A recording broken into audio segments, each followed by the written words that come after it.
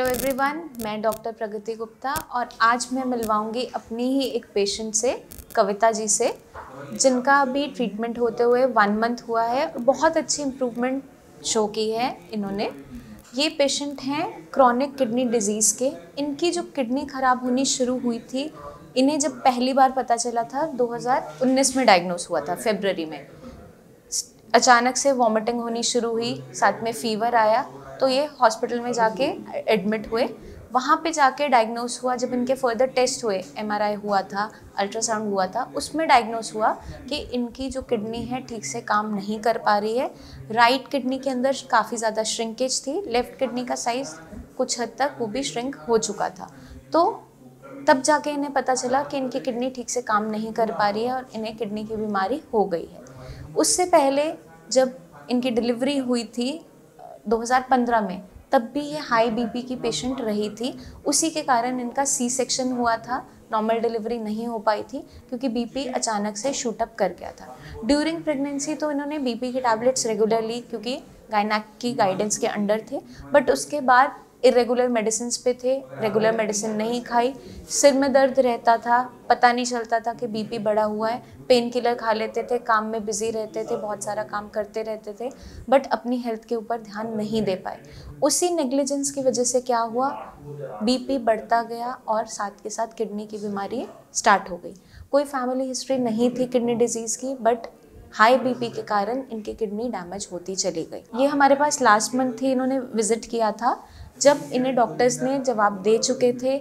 इन्हें बोल दिया गया था कि आप फिस्टुला बना लीजिए, आपको डायलिसिस पे जाना पड़ सकता है, क्योंकि इनकी जो कंडीशन थी वो ख़राब होती चली जा रही थी।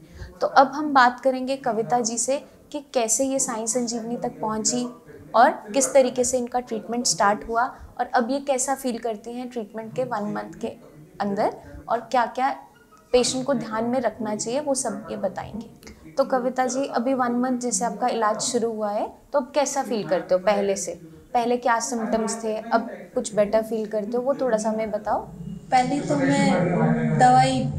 तो मेरा मन खाट में से उठने का मन करता ही नहीं था। इतनी कमजोरी लगती है? हाँ, मैं हमेशा लेटी रहती थी, लेकिन अब तो मैं काम भी करती हूँ घर का, जो भी मेरे बस की है। थोड़ा हाँ, झाड़ू पोछा कर। खाना खा पाते हो? हाँ, खाना मैं खा लेती हूँ। पहले तो मैं टैबलेट लेती थी खाना खाने के लिए, लेकिन अब मुझे भूख लगती है। अच्छा, अब भूख थोड़ी खुल गई है? बस भूख लगती है, मैं खाना खाती हूँ, मन भी करता खाना खाने का। साई संजीवनी तक पहुँचे कैसे थे, पता कैसे चला था? क्योंकि जब आपको डॉक्टर्स ने बोल दिया था कि अब आपका इलाज नहीं होगा, तो काफ़ी घबरा गए होगे उस टाइम के, डायलिसिस करवाना पड़ेगा। ये मेरे भाई और मेरी जिठानी है, जो मेरी बड़ी सिस्टर, उन्होंने यूट्यूब पे वीडियो देखी थी। तो वीडियो देख के फिर उन्होंने मुझे से सलाह दी कि एक बार तू जाकर तो देख। मैंने कही, जब भी मेरी यकीन नहीं था यहाँ पे कि मैं सही हो जाऊंगी, लेकिन हाँ, तो ये बीमारी का इलाज हो भी पाता है, नहीं हो पाता है।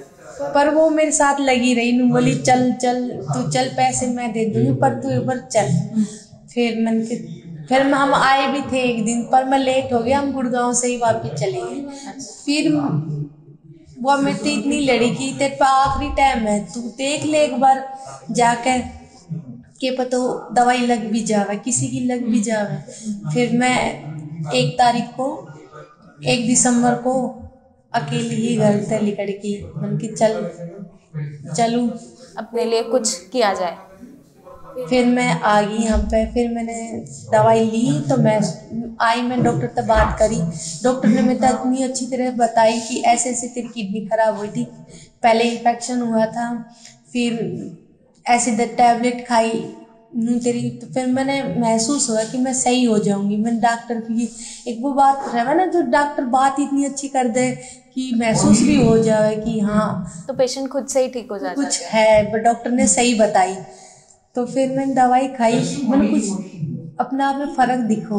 क्या फर्क? एनर्जी, जैसे कि मैं काम भी करे लगी, ना थकान हुई, थोड़ा बहुत काम, हाँ, मैं काम करे लगी। पर अभी ज्यादा काम फिर भी नहीं करना है, थोड़ा थोड़ा करना है। पहले मैं चलती थी तो मेरे पैरों में चला नहीं जाता था, पैरों में ना अजीब सी घबराहट, कंपन होती थी। पर मैं ये घूमने लगती हूँ, झाड़ू झूड़ू कुछ भी, जिस घर का काम है नॉर्मली आराम से सब्जी सूजी काम कर लेती हूँ। तो पहले तो मैं खाट मत ही ना उठती, खाई ना करती, बहुत ज़्यादा फर्क है।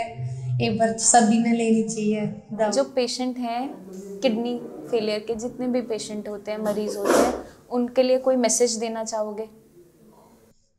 देखो, मैं तो विश्वास ना करती, लेकिन मैं फिर भी आई और मुझे बहुत ज़्यादा फायदा मिलो यहाँ की। मैंने कहूँ एक बार जो भी है, जिसने भी कोई भी प्रॉब्लम हो किडनी की, तो एक बार जरूर आओ, डॉक्टर से बात करो, दवाई खा कर देखो, बहुत ज़्यादा फायदा होगा। और वो तो अच्छी बात है कि किसी ने फायदा हो जाए। जितनी क्योंकि आपको भी भरोसा नहीं था, अब तो भरोसा है पूरा पूरा का पूरा कि ठीक हो जाओगे, सुधार आ रहा है, क्योंकि रिपोर्ट्स में भी वो नज़र आ रहा है। पहले लेवल हाई थे, अब पहले से बेटर होने शुरू हो गए हैं, ताकत आने लगी है, खाना खा पा रहे हो। अब थोड़ा थोड़ा आपकी हम दालें भी स्टार्ट करवाएंगे।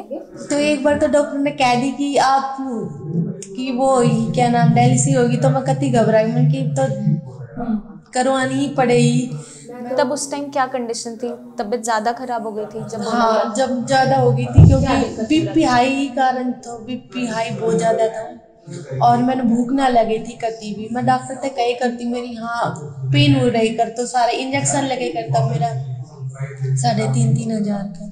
और मैंने कुछ फिर डॉक्टर ने आके जवाब दे दिया कि रिपोर्ट तेरी बहुत ज़्यादा खराब आ रही है, आप सर्जरी के लिए आओ, डॉक्टर से बात कर लो। मैं अपने घर आई तो मैं रोती ही आई, सारा घर का बहुत ज़्यादा घबरा गया था।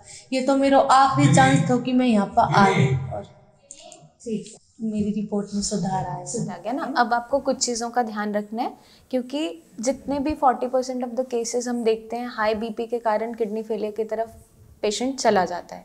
तो हमें क्या ध्यान रखना है कि अपने बीपी शुगर लेवल्स को मैनेज अच्छे तरीके से करते रहना है। जैसे कविता जी के केस में बीपी, हाई बीपी एक मेजर कल्प्रिट है उनकी किडनी को ख़राब करने के पीछे। तो जब तक आप रूट कॉज को नहीं हटाते हो, बीपी की मैनेजमेंट नहीं करते हो, कारण को हटा नहीं पाते हो, तब तक आपके किडनी में सुधार नहीं आ पाता है।